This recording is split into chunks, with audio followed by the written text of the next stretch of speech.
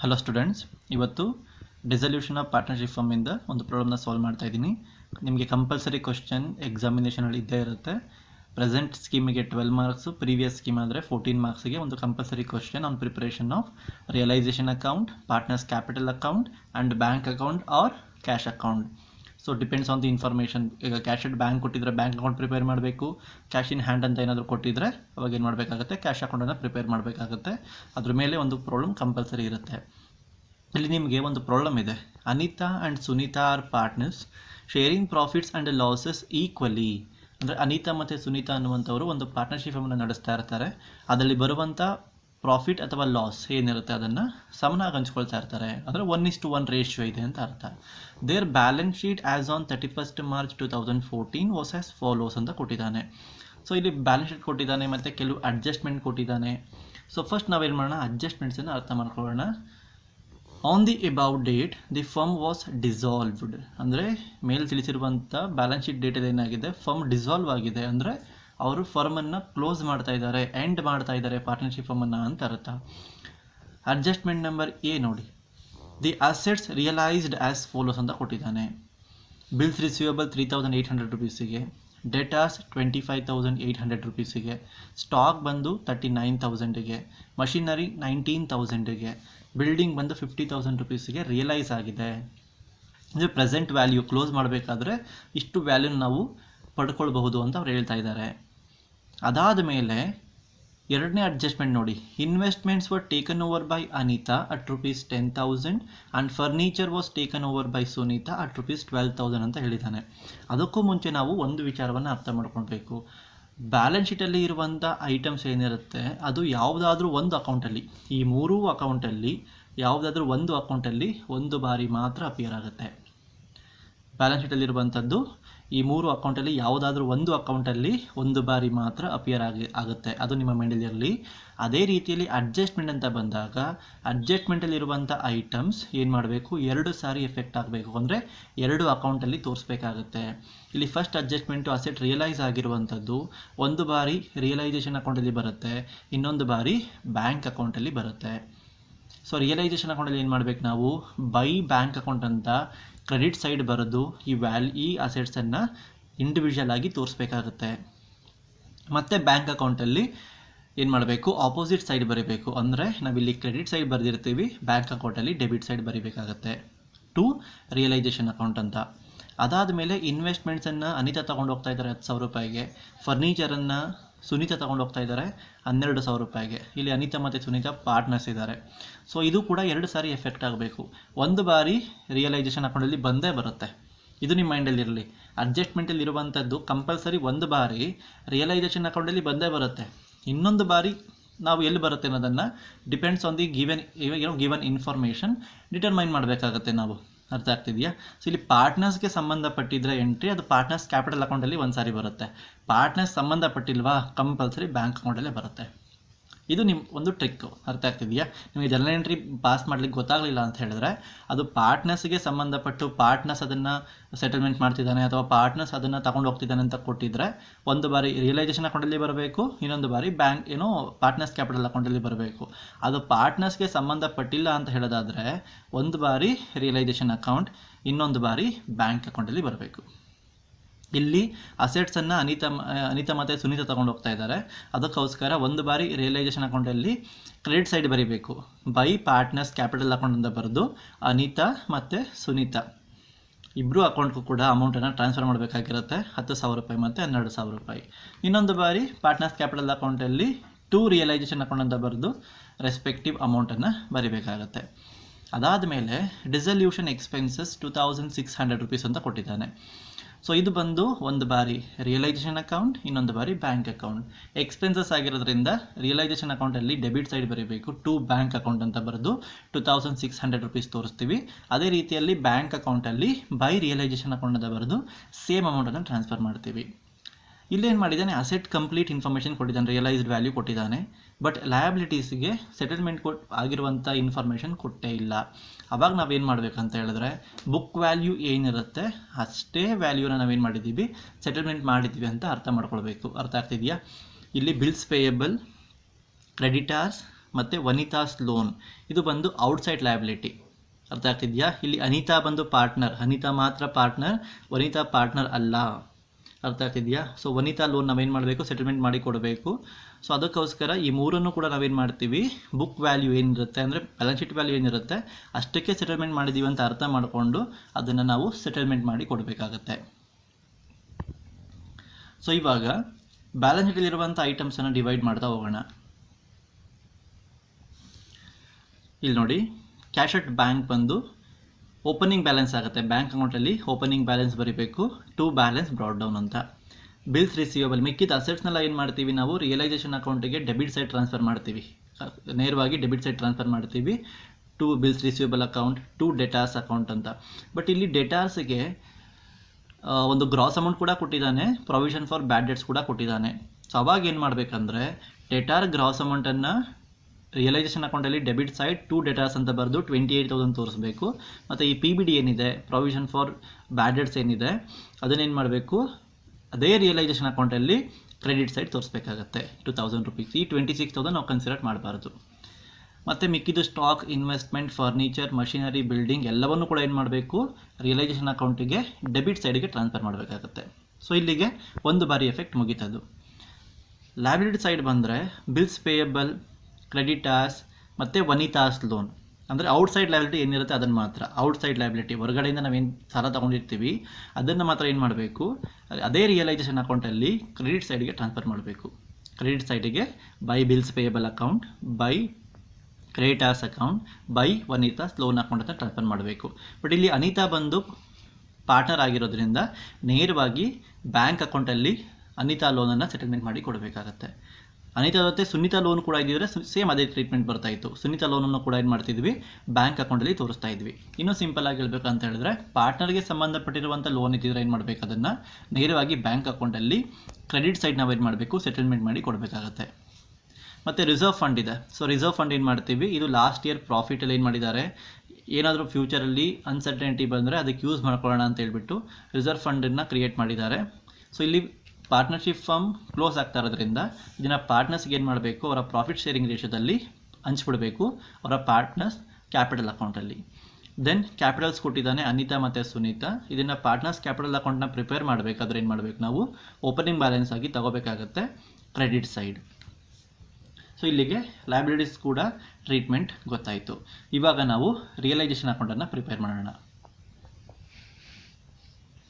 Realisation account ಮೊದಲು ನಾನು ಹೇಳಿದಾಗೆ ಅಸೆಟ್ಸ್ನೆಲ್ಲ ಕೂಡ ಏನು ಮಾಡಬೇಕು, ಎಕ್ಸೆಪ್ಟ್ ಕ್ಯಾಶ್ ಅಟ್ ಬ್ಯಾಂಕ್, ಇದನ್ನು ಬ್ಯಾಂಕ್ ಅಕೌಂಟಲ್ಲಿ ಬರೀತೀವಿ. ಮಿಕ್ಕಿದೆಲ್ಲ ಏನು ಮಾಡಬೇಕು, ಡೆಬಿಟ್ ಸೈಡ್ ಬರೀಬೇಕು. ಟು ಬಿಲ್ಸ್ ರಿಸೀವಬಲ್ 4,000 ಅಂದರೆ ಬುಕ್ ವ್ಯಾಲ್ಯೂ ಏನಿರುತ್ತೆ ಅದು 4,000. ಡೆಟಾರ್ಸ್ 28,000 ತಗೋಬೇಕು. ಡೆಟಾರ್ಸ್ಗೆ PBD ಇದೆ, ಅದನ್ನು ಏನು ಮಾಡಬೇಕು, ಕ್ರೆಡಿಟ್ ಸೈಡು PBD ಬರೀಬೇಕು 2,000 ರುಪೀಸ್. ಮಿಕ್ಕಿದನ್ನು stock, investment, furniture, machinery, building respective values ಏನಿರುತ್ತೆ ಅದನ್ನು ಬರೀಬೇಕಾಗತ್ತೆ.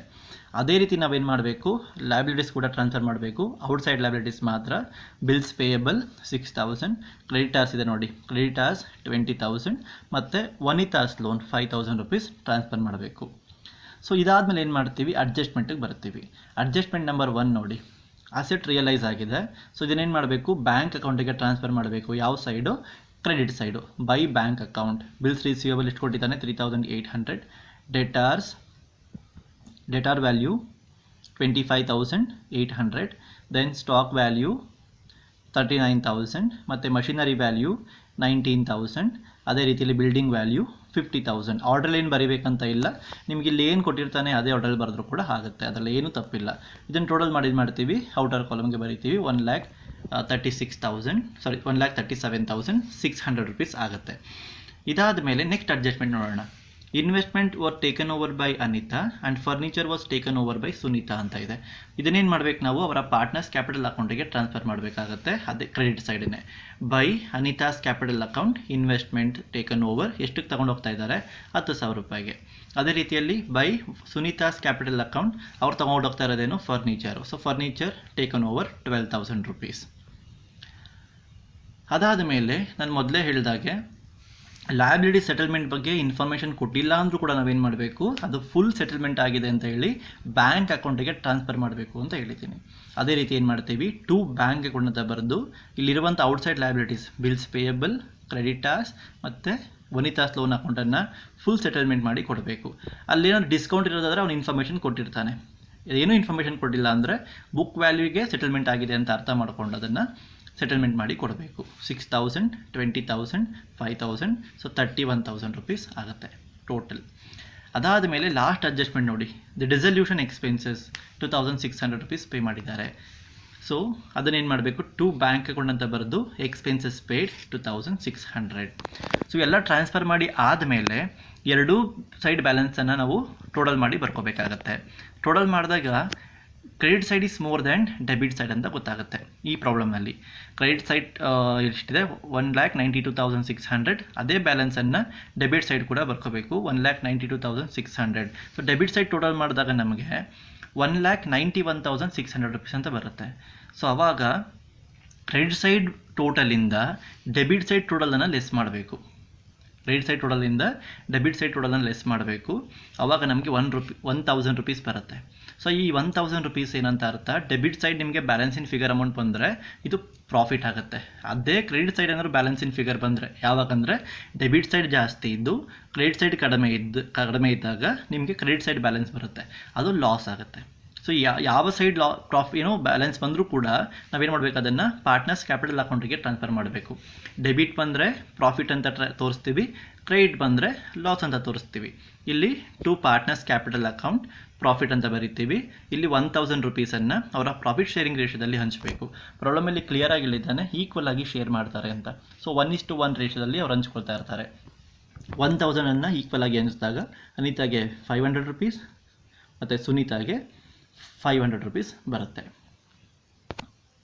ರಿಯಲೈಸೇಷನ್ ಅಕೌಂಟನ್ನು ಪ್ರಿಪೇರ್ ಮಾಡಿ ಆದಮೇಲೆ ನೆಕ್ಸ್ಟ್ ಏನು ಮಾಡಬೇಕು, ಪಾರ್ಟ್ನರ್ಸ್ ಕ್ಯಾಪಿಟಲ್ ಅಕೌಂಟನ್ನು ಪ್ರಿಪೇರ್ ಮಾಡಬೇಕು. ಸೊ ಫಸ್ಟ್ ನಾವೇನು ಮಾಡ್ತೀವಿ, ಅವರ ಓಪನಿಂಗ್ ಬ್ಯಾಲೆನ್ಸ್ ಏನಿರುತ್ತೆ ಅದನ್ನು ಟ್ರಾನ್ಸ್ಫರ್ ಮಾಡಬೇಕು by balance brought down. So ನಿಮಗೆ ಬ್ಯಾಲೆನ್ಸ್ ಶೀಟಲ್ಲಿ ಕೊಟ್ಟಿರ್ತಾನೆ ಕ್ಯಾಪಿಟಲ್ 50,000 ಅದನ್ನು ಟ್ರಾನ್ಸ್ಫರ್ ಮಾಡ್ತೀವಿ ಬೈ ಬ್ಯಾಲೆನ್ಸ್ ಬ್ರಾಡ್ ಡೌನ್. ಅದಾದಮೇಲೆ ರಿಸರ್ವ್ ಫಂಡ್ ಇದೆ, ರಿಸರ್ವ್ ಫಂಡನ್ನು ಹಂಚಬೇಕು. 30,000 ರುಪೀಸ್ ಇದೆ, ಅವರ ಪ್ರಾಫಿಟ್ ಶೇರಿಂಗ್ ರೇಷಿಯೋ ಏನಿರುತ್ತೆ ಅದರಲ್ಲಿ ಹಂಚಬೇಕಾಗತ್ತೆ.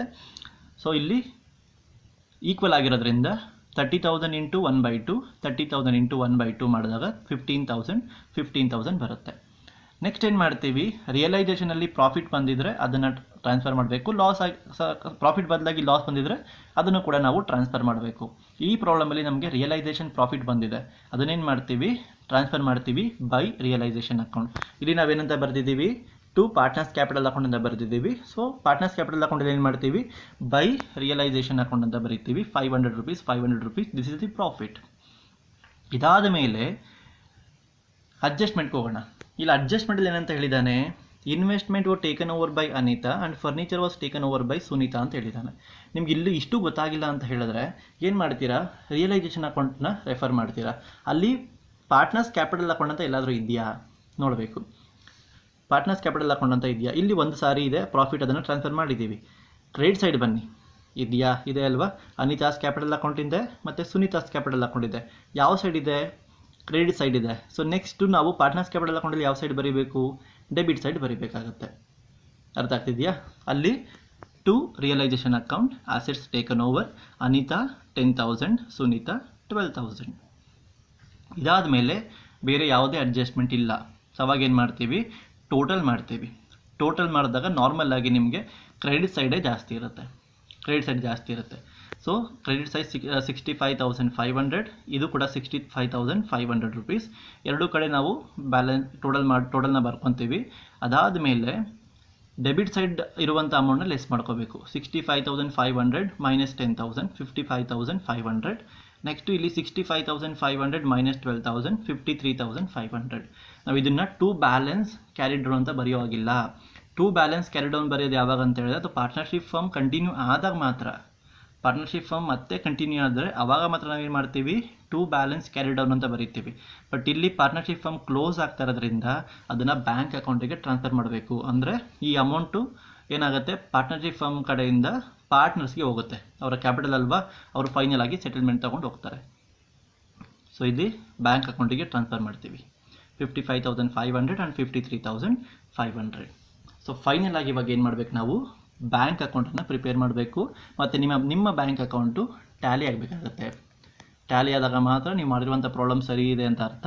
ಟ್ಯಾಲಿ ಆಗಿಲ್ಲ ಅಂದರೆ ಯಾವುದೋ ಒಂದು ಅಡ್ಜಸ್ಟ್ಮೆಂಟನ್ನು, ಟ್ರೀಟ್ಮೆಂಟನ್ನು ಅಥವಾ ಯಾವುದೋ ಒಂದು ಅಮೌಂಟನ್ನು ಬಿಟ್ಟಿರ್ತೀರಾ ಅಂತ ಅರ್ಥ.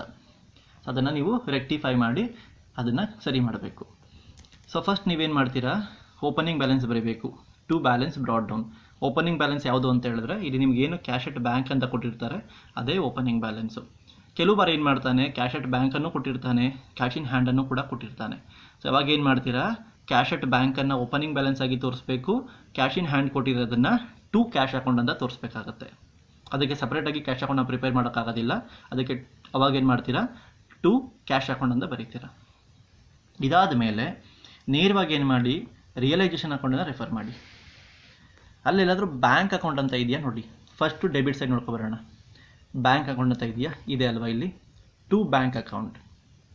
ಸೊ ಇಲ್ಲಿ ಟು ಬ್ಯಾಂಕ್ ಇದ್ದರೆ ಬ್ಯಾಂಕ್ ಅಕೌಂಟಲ್ಲಿ ಯಾವ ಸೈಡ್ ಬರಬೇಕು, ಕ್ರೆಡಿಟ್ ಸೈಡ್ ಬರಬೇಕು. ಇಲ್ಲಿ ನಾವು ಇಂಡಿವಿಜುವಲ್ ಆಗಿ ಬರೆದಿದ್ದೀವಿ. ಸೊ ಬ್ಯಾಂಕ್ ಅಕೌಂಟಲ್ಲಿ ಇಂಡಿವಿಜುವಲ್ ಆಗಿ ಬರೆಯೋ ಅವಶ್ಯಕತೆ ಇಲ್ಲ, ಟೋಟಲ್ ಅಮೌಂಟ್ ಬರೆದ್ರೆ ಸಾಕು. So by realisation account liabilities paid 31,000. ಅದಾದ ಮೇಲೆ ಮತ್ತೊಂದು ಬ್ಯಾಂಕ್ ಅಕೌಂಟ್ ಅಂತ ಇದೆ, ಎಕ್ಸ್ಪೆನ್ಸಸ್ ಪೇಯ್ಡ್, ಅದನ್ನು ಕೂಡ ಟ್ರಾನ್ಸ್ಫರ್ ಮಾಡಬೇಕು. Again realisation account expenses paid 2,600.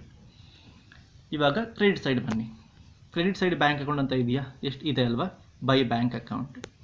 Total amount 1,37,600. So ಇಲ್ಲಿ ಕ್ರೆಡಿಟ್ ಸೈಡ್ ಇದೆ, ಬ್ಯಾಂಕ್ ಅಕೌಂಟಲ್ಲಿ ಯಾವ ಸೈಡ್ ಬರಬೇಕು, ಡೆಬಿಟ್ ಸೈಡ್ ಬರಬೇಕು. To realisation account 1,37,600. ಇದು ಬಂದು ಅಸೆಟ್ಸ್ ರಿಯಲೈಸ್ಡ್ ಅಮೌಂಟ್. ಸೊ ಇವಾಗ ಬ್ಯಾಲೆನ್ಸ್ ಶೀಟ್ಗೆ ಹೋಗೋಣ. ಬ್ಯಾಲೆನ್ಸ್ ಶೀಟಲ್ಲಿ ಯಾವುದಾದ್ರು ಪಾರ್ಟ್ನರ್ಸ್ದು ಲೋನ್ ಇದೆಯಾ ನೋಡೋಣ.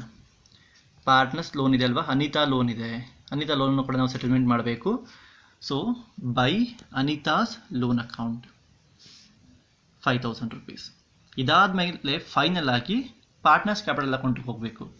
ಅಲ್ಲಿ ಟು ಬ್ಯಾಂಕ್ ಅಕೌಂಟ್ ಅಂತ ಇದೆ, ಅದನ್ನು by Anita's capital account 55,500, by Sunita's capital account 53,500 rupees. ಎರಡು ಕಡೆ ಟೋಟಲ್ ಮಾಡ್ತೀವಿ, 1,47,600 rupees ಬರಬೇಕು. ಎರಡು ಕಡೆ ಟ್ಯಾಲಿ ಆಗಬೇಕು. ಟ್ಯಾಲಿ ಆಗಿಲ್ಲ ಅಂದರೆ ನಾನು ಮೊದಲೇ ಹೇಳಿದಾಗೆ you have made mistake somewhere or you could have left any particular adjustment. ಅವಾಗ ಏನು ಮಾಡ್ತೀರಾ, ಜಸ್ಟ್ ಒಂದು ಸಾರಿ ಮತ್ತೆ ಚೆಕ್ ಮಾಡಿ ಏನಾದರೂ ಮಿಸ್ಟೇಕ್ ಇದ್ದರೆ ಅದನ್ನು ಸರಿ ಮಾಡಿ, ಅಥವಾ ಟೋಟಲ್ ಮಾಡಬೇಕಾದ್ರೆ ಮಿಸ್ಟೇಕ್ ಮಾಡಿರ್ತೀರಾ ಅದನ್ನು ಸರಿ ಮಾಡಿ ಅಮೌಂಟ್ನ ಟ್ರಾನ್ಸ್ಫರ್ ಮಾಡಬೇಕು. ಸೊ ನಿಮ್ಮ ಬ್ಯಾಂಕ್ ಅಕೌಂಟ್ ಅಥವಾ ಕ್ಯಾಶ್ ಅಕೌಂಟ್ ಟ್ಯಾಲಿ ಆಗಬೇಕು, ಆವಾಗ ಮಾತ್ರ ನಿಮ್ಮ ಪ್ರಾಬ್ಲಮ್ ಸರಿ ಇದೆ ಅಂತ ಅರ್ಥ. So it is about preparation of realisation account, partners capital account and a bank account under dissolution of partnership firm. Very important and the compulsory question for 12 marks or 14 marks. ಏನಾದರೂ doubt ಇದ್ದರೆ comment ಬಾಕ್ಸಲ್ಲಿ ತಿಳಿಸಿ students. Thank you.